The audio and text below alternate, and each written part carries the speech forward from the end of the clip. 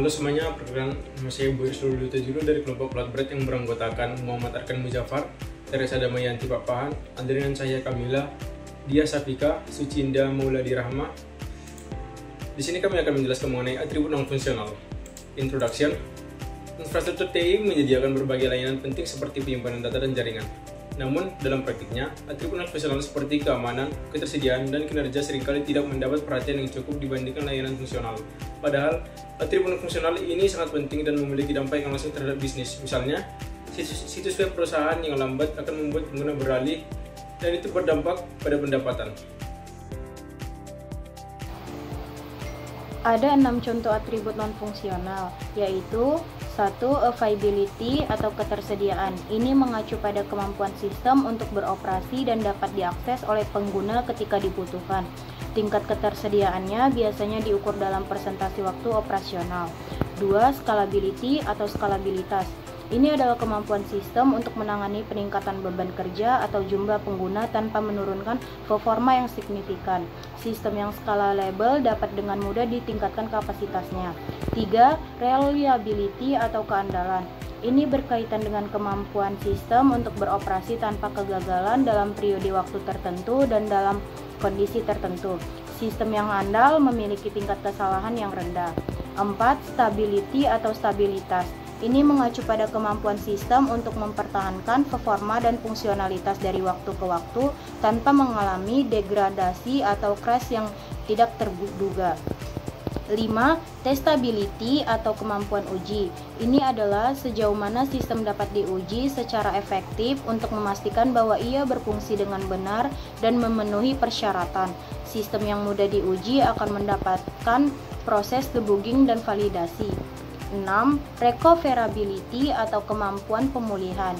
Ini adalah kemampuan sistem untuk pulih dari kegagalan atau kesalahan dengan cepat dan kembali ke kondisi operasional normal tanpa kehilangan data yang signifikan. Non-functional requirements. NFR menggambarkan batasan dan karakteristik sistem, bukan fungsinya secara langsung. NFR lebih sulit diidentifikasi karena tersembunyi dalam kalimat kebutuhan dan sering ambigu. Padahal, proyek perangkat lunak sering gagal karena NFR diabaikan. Standar ISO atau IEC 25010 digunakan sebagai acuan untuk mengklasifikasikan dan mengevaluasi kualitas perangkat lunak berdasarkan atribut ini. 1. Analisis kebutuhan dan NVR. Analisis kebutuhan membagi kebutuhan menjadi fungsional dan non-fungsional. NVR lebih sulit diidentifikasi, namun penting untuk kualitas. Mengabaikan NVR beresiko kegagalan. Identifikasi dini NVR penting. Metode pengumpulan data baik untuk identifikasi. NVR harus integral dalam pengembangan. 2. NVR dalam metodologi Agile. NVR penting untuk kualitas sistem, namun kurang didokumentasikan di Agile yang fokus pada interaksi dan komunikasi. FR lebih diprioritaskan, Agile dikritik karena kurang dokumentasi NVR. Penelitian meneliti dokumentasi NVR di Agile, tantangan dan solusinya. Pemetaan NVR ke gaya arsitektur. NVR menentukan kualitas sistem. Pemetaannya ke gaya arsitektur penting untuk keberhasilan proyek. Gaya arsitektur adalah solusi reusable untuk masalah umum. Pemahaman gaya membantu memilih solusi yang tepat. Berbagai gaya arsitektur seperti komponen base, blackboard, client server, event driven, microkernel, dan cloud memiliki karakteristik, kelebihan, dan kekurangan berbeda yang perlu dipertimbangkan dalam pemetaan NVR untuk desain sistem yang efektif. Kesimpulannya, non-functional requirement atau NFR adalah aspek krusial dalam pengembangan perangkat lunak yang menentukan kualitas sistem secara keseluruhan. Identifikasi dan pengelolaan NFR seringkali menantang, terutama dalam metodologi Agile yang lebih fokus pada fungsionalitas. Pemahaman yang baik tentang berbagai gaya arsitektur perangkat lunak dan kemampuan untuk memetakan NFR ke gaya yang sesuai sangat penting untuk membangun sistem yang efektif, efisien, dan memenuhi harapan pengguna. Mengabaikan atau kurang memperhatikan NFR dapat berakibat kegagalan proyek dan produk dengan kualitas yang rendah.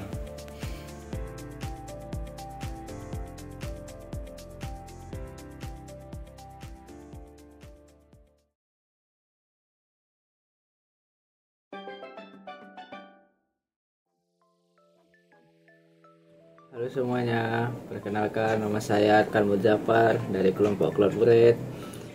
Di sini saya dan teman-teman saya akan menjelaskan tentang end user device. Sebelumnya saya akan memperkenalkan teman-teman saya. Yang pertama ada Boy, ada Teresa, ada Indah, dan ada Adrina. Oke, tanpa berlama-lama langsung saja kita dengar penjelasan dari kami. Let's go.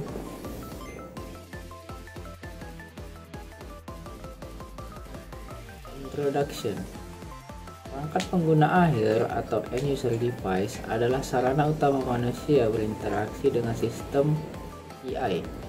Jadi secara singkat contoh dari perangkatnya seperti PC atau laptop, smartphone, printer dan lain-lain yang akan nanti dijelaskan lebih detail oleh teman saya si Boyris.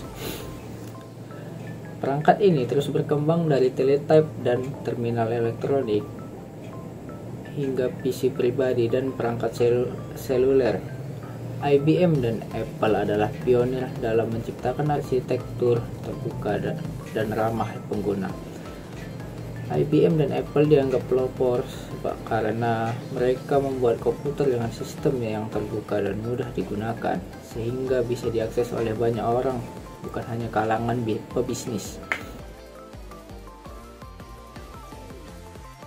End-user building blocks atau komponen perangkat pengguna akhir. Dalam dunia teknologi informasi, terdapat beberapa perangkat utamanya yang digunakan langsung oleh pengguna, dikenal sebagai end-user building blocks.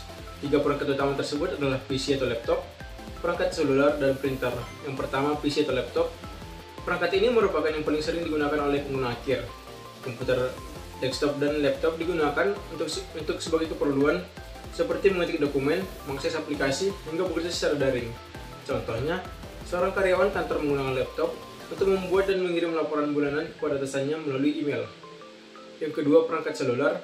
Perangkat ini mencakup smartphone dan tablet yang memungkinkan pengguna terhubung dengan sistem TI melalui jaringan Wi-Fi atau data seluler, bahkan saat berada di luar kantor atau rumah. Contohnya, mahasiswa dapat mengakses platform pembelajaran daring menggunakan smartphone saat berada di luar kampus. Yang ketiga, printer.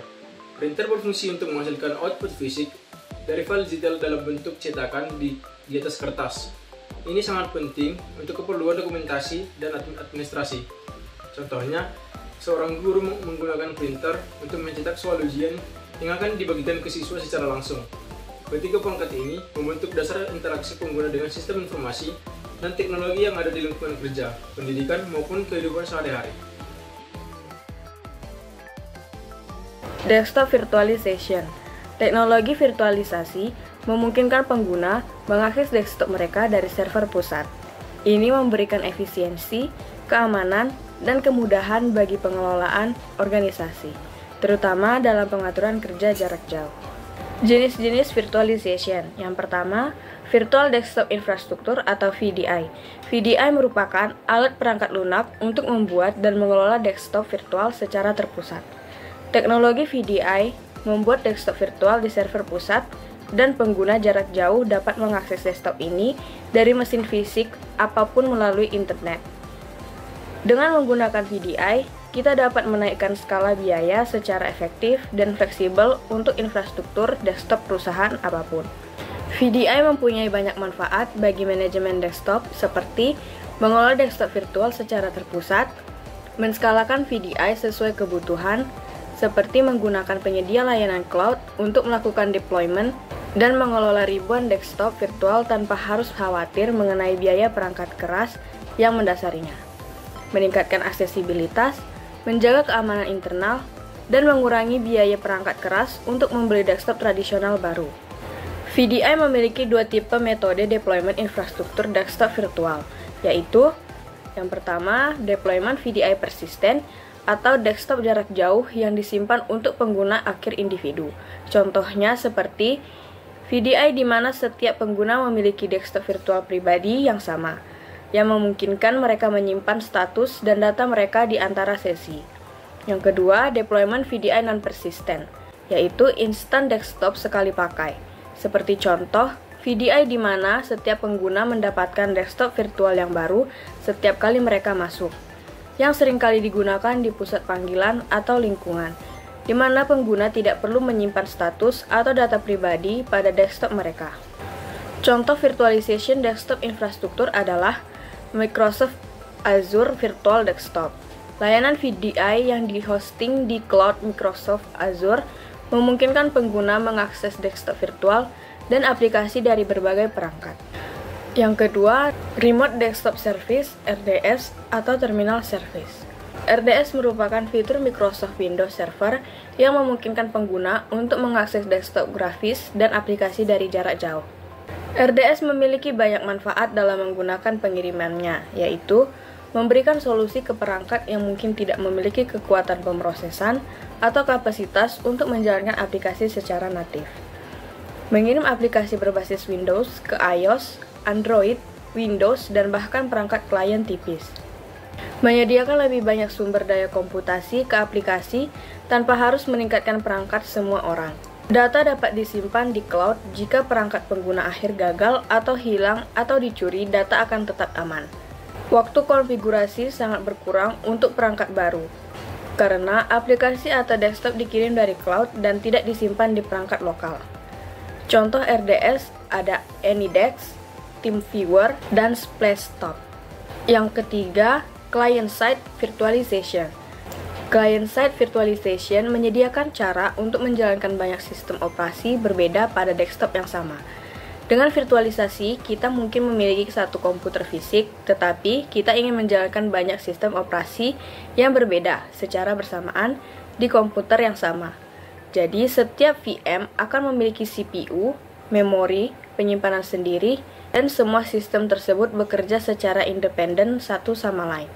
Manfaat yang dimiliki oleh client-side virtualization yaitu pengujian perangkat lunak yang memungkinkan pengembang perangkat lunak untuk menguji aplikasi mereka pada berbagai sistem operasi tanpa harus memiliki perangkat keras fisik yang berbeda. Kompatibilitas aplikasi. Ini memungkinkan pengguna untuk menjalankan aplikasi yang mungkin tidak kompatibel dengan sistem operasi utama mereka. User device availability.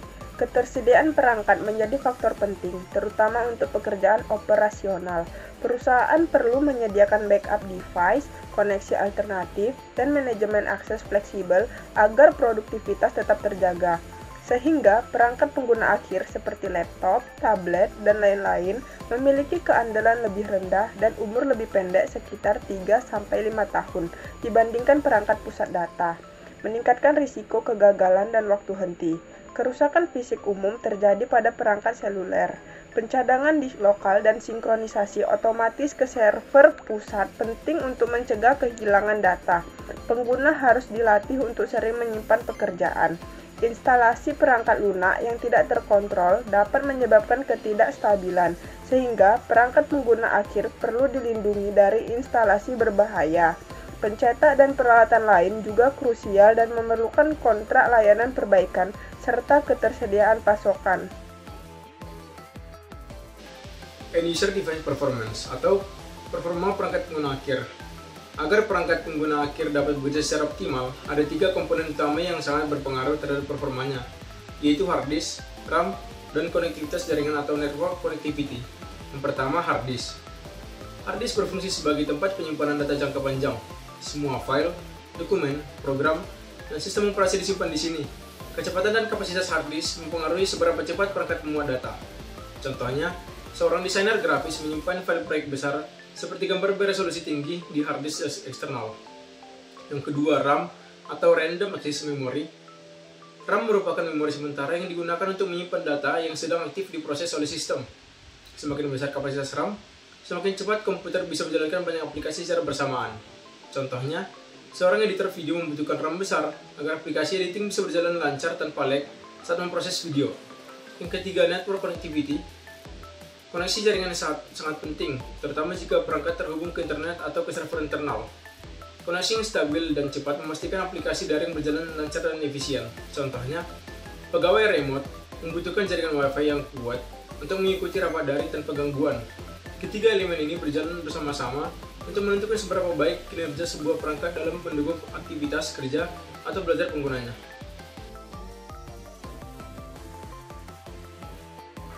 End User Device Security. Keamanan perangkat pengguna akhir merupakan aspek krusial dalam menjaga keberlanjutan dan integritas sistem TI dalam suatu organisasi. Dengan menerapkan langkah-langkah seperti keamanan fisik, perlindungan malware, enkripsi data, manajemen perangkat seluler, serta meningkatkan kesadaran pengguna, organisasi dapat mengurangi risiko kebocoran data dan serangan siber. Keamanan yang baik pada perangkat pengguna akhir dan akan mendukung ekosistem TI yang lebih handal dan aman. Kesimpulan, keamanan perangkat pengguna akhir merupakan aspek krusial dalam menjaga keberlanjutan dan integritas sistem teknologi informasi suatu organisasi. Dengan menerapkan langkah-langkah seperti keamanan fisik, perlindungan malware, enkripsi data, manajemen perangkat seluler, serta meningkatkan kesadaran pengguna, organisasi dapat mengurangi resiko kebocoran data dan serangan cyber. Keamanan yang baik pada perangkat pengguna akhir akan mendukung ekosistem teknologi informasi yang lebih andal dan aman.